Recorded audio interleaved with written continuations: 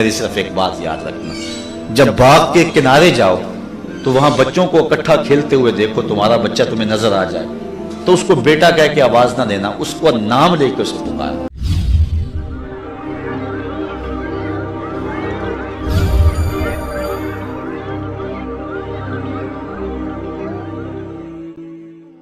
कि जो यतीम को धक्के दिया करते थे, अरायतल्लज़ी युकज़्ज़िबु बिद्दीन फ़ज़ालिकल्लज़ी यदुउल यतीम। और आका करीम को कहा कि आप यतीम पे दबाव नहीं डालेंगे बल्कि शफकत करेंगे। और आका करीम ने फरमाया जो शख्स यतीम की कफालत करेगा, आना व काफिलुल यतीम, मैं और यतीम की कफालत करने वाला क़यामत के दिन इस तरह करीब होंगे जिस तरह मेरी ये दो उंगलियां करीब हैं। ये कितनी बड़ी बात है जो हुजूर ने एजाज कायम कर दिया। वो यतीम को इसलिए धक्के देते थे कि उसको मनहूस समझते थे। अब हुजूर का जरा देखिए अंदाज़े मोहब्बत। एक गैर मुस्लिम इस्लाम लाता है तो बाद में इंटरव्यू किए जाते हैं कि कौन कौन सी कदर इस्लाम की है जिसने तुम्हें मुतासिर किया। तो उससे पूछा गया कि इस्लाम की किस कदर ने तुम्हें इस्लाम के करीब किया। तो उसने जो जवाब दिया, उसने कहा कि सीरत का एक वाक़या मेरी हिदायत का बायस बना। वो इस तरह, एक दिन हुजूर की मजलिस लगी हुई थी, लोग बैठे हुए थे, तो एक शख्स हाजिर हुआ और अर्ज किया, हुजूर मेरा बेटा गुम हो गया और सुबह से नहीं मिल रहा, मैं आपकी खिदमत में इसलिए हाजिर हुआ हूं कि दुआ करें कि वो मिल जाए। मैं अलग परेशान हूं, उसकी माँ अलग तड़प रही है। कबल इससे कि हुजूर दुआ के लिए हाथ उठाते, मजलिस के दूसरे कोने में एक शख्स उठ के खड़ा हो गया जो अभी आया था। कहने लगा, हुजूर मैं अभी आया हूं, मैंने फलां बाग में इसके बेटे को बच्चों के साथ खेलता हुआ देखा। जब बाप ने सुना तो अभी हाथ उठे नहीं थे कि काम बन गया, उसने दौड़ लगा दी। आका फरमाए से बुलाओ। बुलाया गया, कहा बड़ी जल्दी है हुजूर, आप जानते हैं एक बाप के जज्बात क्या होते हैं। तो मैं जरूर जाओ, मैं तुम्हें नहीं रोकता, लेकिन मेरी सिर्फ एक बात याद रखना, जब बाग के किनारे जाओ तो वहां बच्चों को इकट्ठा खेलते हुए देखो, तुम्हारा बच्चा तुम्हें नजर आ जाए तो उसको बेटा कह के आवाज ना देना, उसको नाम लेकर उसे पुकारना। अर्ज की, हुजूर वो मेरा बेटा है, अगर मैं बेटा कह के पुकारूं तो इसमें हर्ज भी क्या है। फरमाया तुम सुबह से बिछड़े हुए हो, तुम्हारे लहजे में बला की मिठास होगी, तुम नहीं जानते, हो सकता उन खेलने वाले बच्चों में कोई यतीम बच्चा भी खेल रहा हो। तो जब तुम अपने बेटे को बेटा कह के पुकारोगे, क्योंकि मिठास बड़ी होगी तुम्हारे लहजे में, उसका दिल चोट खा जाएगा।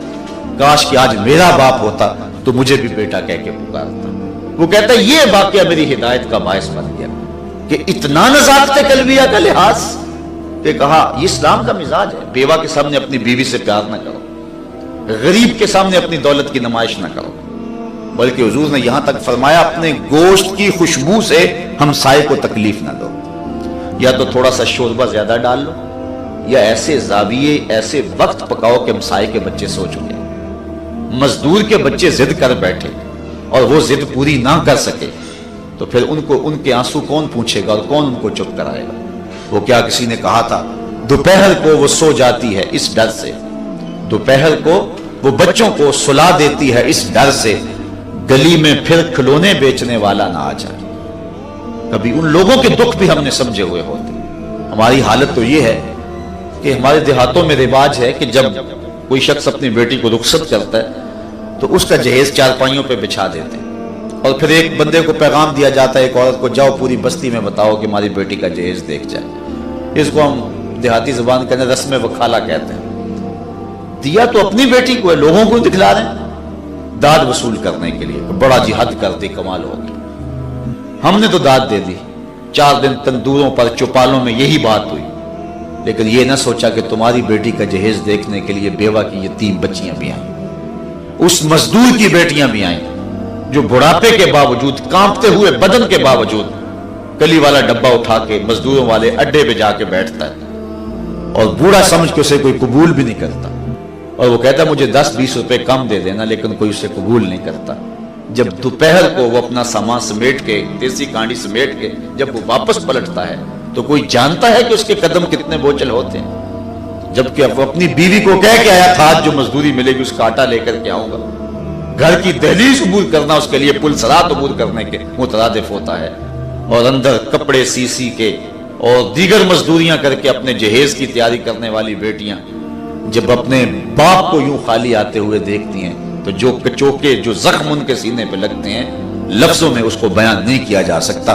तुम्हारी बेटी का जहेज देखने के लिए उस मजदूर की बेटियां भी आई।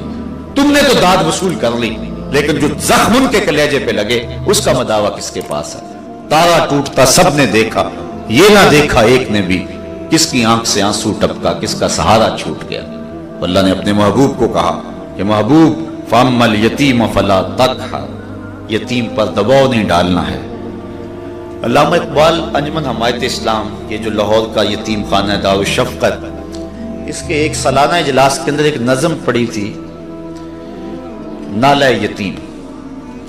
उसमें यतीम के दुखड़े बयान करते हैं कि जब चांद चढ़ता है ईद का तो सारे बच्चे छतों पे चढ़ के चांद देखते हैं, यतीम बच्चा भी चढ़ता है छत पे, और जब वापस चांद नजर आता है तो सारे अपने माँ बाप की बाहों में झूलते हैं और मुबारकबाद वसूल करते हैं। और यतीम बच्चा जब सीढ़ियाँ उतरता है तो उसका इस्तकबाल करने वाला कोई नहीं होता। और फिर जो उसकी हालत होती है, इकबाल ने वो हद कर दी उसके जज्बात की अक्कासी की। बात लंबी होगी, आखिर में वो कहता है यतीम तेरे दुखों का सहारा कोई नहीं, आज तुझे मैं रसूलुल्लाह की चौखट पे ले चलूं। तसव्वुर ही तसव्वुर में उसे हुजूर के दरबार में ले जाता है और आका करीम अलैहिस्सलाम फिर उम्मत से मुखातब होकर कहते हैं, गर तुम समझो तो 100 बातों की ये एक बात है, आबरू मेरी यतीमी की तुम्हारे हाथ है। ये लफ्ज कह के हजरत इकबाल ने चंदे की अपील की थी, लोगों ने अपनी जेबें उलट दी थी।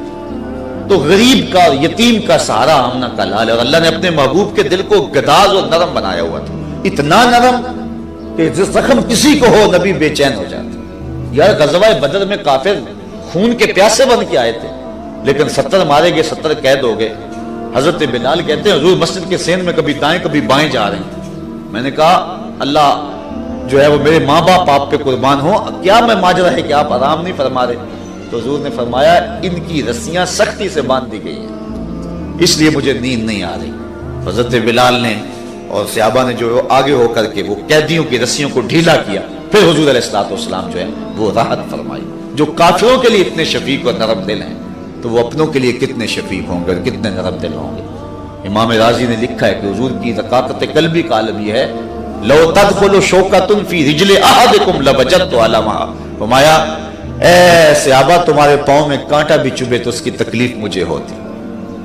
और अल्लाह ने कुरान मजीद में हुजूर के इस मिजाज को बयान किया, अजीजुन अलैहि मा अनितुम, तुम्हारा मुशक्कत में पड़ना इस पे गरां गुजरता है, तुम मुसीबत में पड़ो तो नबी बेचैन हो जाता है। अल्लाह ताला जल्ला शानहू अपनी रहमत नाज़िल फरमाए। हुजूर का प्यार इस उम्मत को जो नसीब हुआ है, ये एक दिन का महफिल मिलाद के पता नहीं क्या हो गया उम्मत में, ये क्यों इख्तलाफ है, मैं समझ नहीं रहा क्यों इख्तलाफ है। मैं तो कहता हूँ सारी जिंदगी भी महफिल मिलाद में गुजार दी जाए फिर भी हक के शुक्र अदा ना।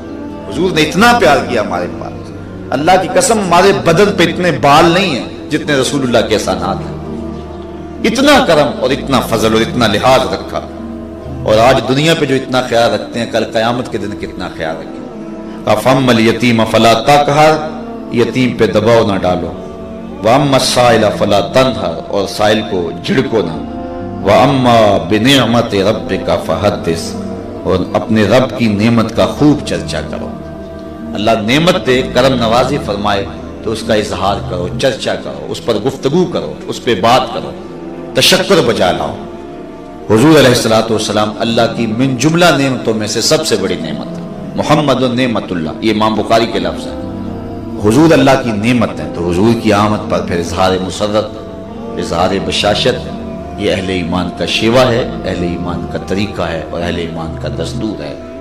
हज़रत हसन बिन साबित रज़ी अल्लाह तआला अन्हु फरमाते हैं, मन्ना अलैना रब्बुना हम बासफीना मुहम्मदा, अल्लाह ने एहसान किया कि हुजूर अता कर दी। मैंने कुतब में पढ़ा 12 नबियों ने आरजू की है कि हम हुजूर की उम्मत से हों, हमने कोई आरजू भी नहीं की थी, सोए थे मुकद्दर जाग उठे, मुअज्जिन ने कान में आकर के जो है वो मुबारक दी, मुबारक हो तू आका का गुलाम बन के आ रहा है। वो क्या किसी ने कहा था, शाहों से मिला है न तवग्गर से मिला है, अल्लाह का इरफान इसी दर से मिला है, औरों को मिला है तो मुकद्दर से मिला है, मुझको तो मुकद्दर भी तेरे दर से मिला है। नबियों ने तज़किरे की, इब्ने साकर ने, अल्लाह उस शख्स का भला करे, असल हम तो शहद खा लेते हैं ना, हमें नहीं पता कि मक्खी कहाँ कहाँ से रस चूसती है। मैंने कुतब में पढ़ा कि जब मक्खी चलती है ना तो 1000 किलोमीटर तक ये जाती है, 1000 किलोमीटर इतनी गोली की तरह जा रही है, और वहां से रस चूसा और फिर आई और छत्ते में रखा, फिर चली गई, और एक मक्खी नहीं हजारों मक्खियां, और फिर जाके शहद कशीद होता है। हमें तो आराम के साथ मिल जाता है, लेकिन ये कितने लाखों किलोमीटर के सफर का नतीजा।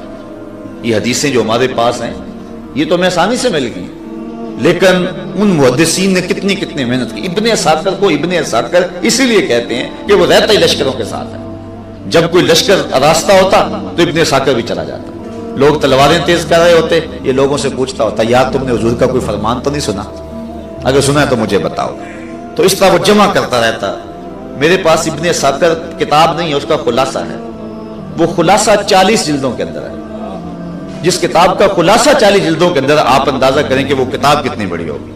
تو اس میں یہ روایت نقل کی ہے جو ہے وہ ابن عساکر نے، اللہ بھلا کرے کہاں کہاں سے شہد نہ چھوڑا اور کہاں کہاں سے رس چوسا، اور آج ہمارے منہ جو مٹھے ہیں اور ہمارے دماغ جو معطر ہے اور حضور کی حدیث کا نور ہمارے تک پہنچا ہے، یہ محدثین کی محنت ہے۔ انہوں نے ہزاروں میل سفر کیا اور دقتیں سید پوری زندگی گزار دی۔ کسی محدث سے کسی نے پوچھا نا کہ زندگی کی سب سے بڑی آرزو، ہم تو کہتے ہیں عالی نصب کوٹھی ہو، لمبی لمبی گاڑی ہو، خوبصورت عورت کا پہلو ہو، ہماری آرزویں تو اس طرح کی ہیں نا، لیکن اس سے پوچھا گیا کوئی زندگی کی سب سے بڑی آرزو، کہنے لگا سند عالی و مکان خالی۔ میری آرزو یہ ہے کہ اونچی سند مل جائے جس میں راوی تھوڑے ہوں اور مکان خالی ہو، کوئی مداخلت نہ کرے، اور میں ایسی سندیں ڈھونڈ ڈھونڈ کے حضور کے حدیث سے جمع کرتا رہوں۔ تو ابن عساکر نے یہ روایت جو ہے وہ نقل کی ہے کہ حضرت موسیٰ علیہ السلام پر جب الواح تورات کا نزول ہوا تو انہوں نے الواح تورات کو پڑھا تو اس امت کا تذکرہ پڑھا، امت مصطفیہ کا، اور اللہ کی بارگاہ میں عرض گزار ہوئے مالک ایک امت کا تذکرہ پڑھا ہے، اللہم انی اجد فی الالواح امتا ہم السابقون الاولون، جو آئے گی بعد میں لیکن فضل و شرف کے اعتبار سے پہلے نمبر پہ ہو، وہ امت میری امت کہتے ہیں۔ یہ دیکھیے نا، جو لوگ پیچھے بیٹھے ہوئے جب اٹھ کے جائیں گے کھانے کی باری آئے گی تو سب سے آگے یہی ہوں گے۔ وہ جب ڈرل کروا دیتے نا فوجی بھی، تو جب کہتے ہیں باؤٹ ٹرن، واپس پلٹو، تو جو پیچھے والے ہوتے ہیں انہی قدموں پہ پلٹتے ہیں، وہ سب سے آگے والے ہوتے ہیں۔ اللہ نے جب امتوں کو بھیجا تو امت مصطفیٰ سب سے پیچھے تھی، اور کل قیامت کے دن جب جنت کے دروازے کھول کے باؤٹ ٹرن کہا جائے گا، سب سے آگے امت مصطفیٰ ہوگی۔ ہم السابقون الاول، مالک کو امت میری امت کر دے۔ قال تلک امت احمد، کہا یہ تو میرے پیارے احمد کی امت ہے۔ اچھا لمبے سوال ہیں، اللہم انی اجد فی الالواح امتا اناجیلہم فی صدورہم یقرؤونہا ظاہرا، ایک ایسی امت کا تذکرہ پڑھا، ان کی کتابیں سینے میں ہوں گی، بے دیکھ کے پڑھیں گے۔ پچھلی امت میں کتاب اللہ کا حافظ صرف نبی ہوتا تھا، یہاں 7 سال کا بچہ بھی پورا قرآن سینے میں محفوظ رکھتا ہے۔ کہا مالک وہ امت میری امت بنا دے، کہا یہ تو میرے پیارے احمد کی امت ہے۔ پھر کہا ایسی امت کا تذکرہ پڑھا، یجعلون الصدقۃ فی بطونہم، جو صدقے کا مال خود کھائیں گے ثواب بھی خود کمائیں گے۔ پچھلی امت ہے تو پھینک دیتی، بجلی اچکتی، ہم خود ذبح کریں، خود کھالو دیڑے، کھال بھی اپنے کام میں، گوشت بھی خود کھائیں، ثواب بھی خود کمائیں۔ یہ عجیب ماجرا ہے کہ بروز عید قرباں وہی ذبح بھی کرے ہے وہی لے ثواب الٹا۔ کہا مالک وہ امت میری امت بنا دے، قال تلک امت احمد، کہا یہ میرے پیارے احمد کی امت۔ پھر سوال کیا اللہ ایک ایسی امت کا تذکرہ پڑا ہے، یاکلون الفیع، جو مال فیع بھی کھائے گا۔ پچھلی امتوں کے لیے مال غنیمت تو جائز تھا، لیکن جس میں لڑائی نہیں ہوئی مال فیع جائز نہیں تھا، اس امت کے لیے وہ بھی جائز ہے جس طرح باغ فتق تھا۔ کہا مالک وہ امت میری امت کر دے، کہا یہ تو میرے پیارے کی امت ہے۔ پھر کہا ایک ایسی امت کا تذکرہ بھی پڑھا، اذا ہم احدہم بسیئۃ فلم یعملھا ما کتبت لہ وان عملھا کتبت لہ سیئۃ واحدہ فجعلھا امتی، قال تلک امت احمد۔ کہا ایک ایسی امت کا تذکرہ پڑھا، اگر گناہ کی نیت کرتے ہیں گناہ نہیں لکھا جاتا، کرتے ہیں ایک تو ایک ہی لکھا جاتا ہے، اور وہ بھی توبہ کریں تو مٹا دیا جاتا ہے، وہ امت میری امت کرتے، کہا یہ بھی پیارے کی امت ہے۔ پھر سوال کیا اللہم انی اجد فی الالواح امتا اذا ہم احدہم بحسنۃ فلم یعملھا کتبت لہ وان عملھا کتبت لہ عشر حسنات فجعلھم امتی، مالک وہ امت میری امت کر دے۔ نیکی کی نیت کرے گی، نیکی کی نہیں لکھ دی جائے گی۔ قیامت کے دن ایک شخص نامہ اعمال کھولے گا، حج لکھا ہوگا، عرض کرے گا مالک میں نے تو حج کیا ہی نہیں، ارشاد ہوگا نہیں کیا ہم پتہ ہے، لیکن جب حاجیوں کے قافلے جاتے تھے تیرا دل تو تڑپتا تھا، ہم نے اس تڑپ کی وجہ سے تیرے نامہ اعمال میں حج لکھ دی۔ اور ایک اور سادی سی بات بتانا چاہتا ہوں، بدر کے شرکاء کی تعداد کتنی ہے بھلا؟ 313، لیکن پڑھیں آپ تاریخ، 313 لڑائی میں شامل نہیں ہوئے، 305 لڑے ہیں، 8 لوگ نہیں گئے۔ حضرت علی ہیں، حضرت ابو لبابہ ہیں، دیگر صحابہ ہیں، حضرت عثمان ہیں، حضرت ابو لبابہ اور دیگر صحابہ ہیں، نہیں گئے جنگ میں، لیکن جب مال غنیمت بٹا تو ان کو برابر کا حصہ دیا گیا۔ کیوں؟ اس لیے کہ گھر سے عزم کر کے چلے تھے، مومن نیت کرتا ہے تو نامہ اعمال میں نیکی لکھ دی جاتی ہے۔ وَإِنْ عَمِلَهَا کتبت لہ عشر حسنات، اور اگر عمل کرتا ہے کہ لکھی 10 جاتی۔ آپ جانتے ہیں نمازیں تو 50 ہمارے اوپر لازم ہوئی تھی، لیکن حضرت موسیٰ نے کہا کہ میں بنی اسرائیل کا تجربہ رکھتا ہوں، یہ 50 نہیں پڑھ پائیں گے، پھر گئے 5 معاف ہوتی تھی، بالآخر 5 رہ گئی۔ تو حضرت موسیٰ نے تو عرض کی کہ ایک بار اور جائیے، کہا مجھے رب سے شرم آتی ہے، یعنی امت سے توقع وابستہ کی ہے، اتنی نکمی تو نہیں ہے کہ 5 بھی نہیں پڑے گی۔ اللہ اکبر۔ اب اللہ کا وعدہ لا تبدیل لکلمات اللہ، اس کی باتیں بدلتی نہیں، یہاں 9 مرتبہ بدلی ہے کہ نہیں بدلی؟ تو پھر کیا جواب ہوگا اس کا؟ یہی جواب، من جاء بالحسنۃ فلہ عشر امثالھا، جو ایک نیکی کرے 10 کا ثواب، پڑھو گے 5 ضرب دو 10 سے تو ثواب 50 کا نصیب ہوگا، جس کی اس کی باتیں تبدیل نہیں ہوتی ہیں۔ یا اللہ یہ امت میری امت بنا دے۔ بڑی لمبی حدیث ہے، ایسے علماء ہوں گے جن کو اللہ علم بڑا دے گا اس امت میں ہوں گے، اے اللہ وہ امت میری امت کر دے، دجال کو قتل کریں گے وہ امت میری امت کر دے۔ جواب ملتا رہا تلک امت احمد۔ تو پھر حضرت موسیٰ نے آخر میں عرض کی اللہم اجعلنی من امت احمد، اے اللہ مجھے اس نبی کی امت سے کر دے۔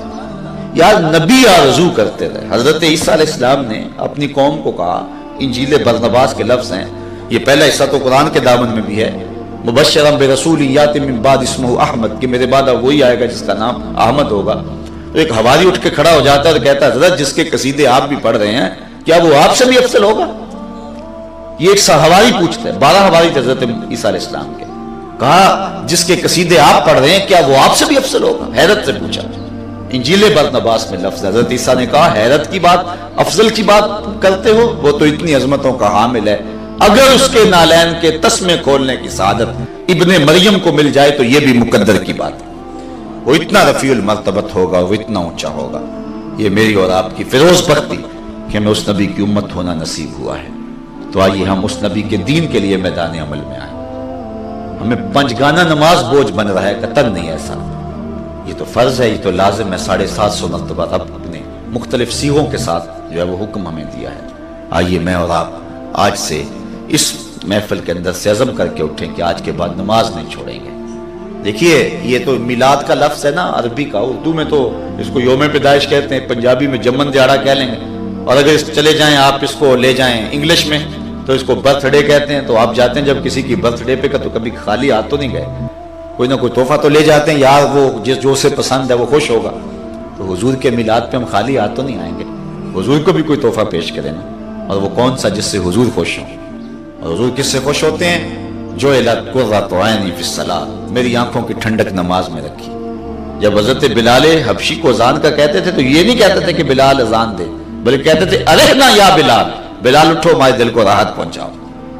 حضور علیہ الصلوۃ والسلام کو تسکین ملتی تھی نماز پڑھنے سے۔ اصل جو نماز سے کنی کتراتے ہیں نماز کی لذت سے آشنا نہیں۔ جب بندہ سجدے میں پیشانی رکھ کے رب کو پکار رہا ہوتا ہے تو پھر رنگ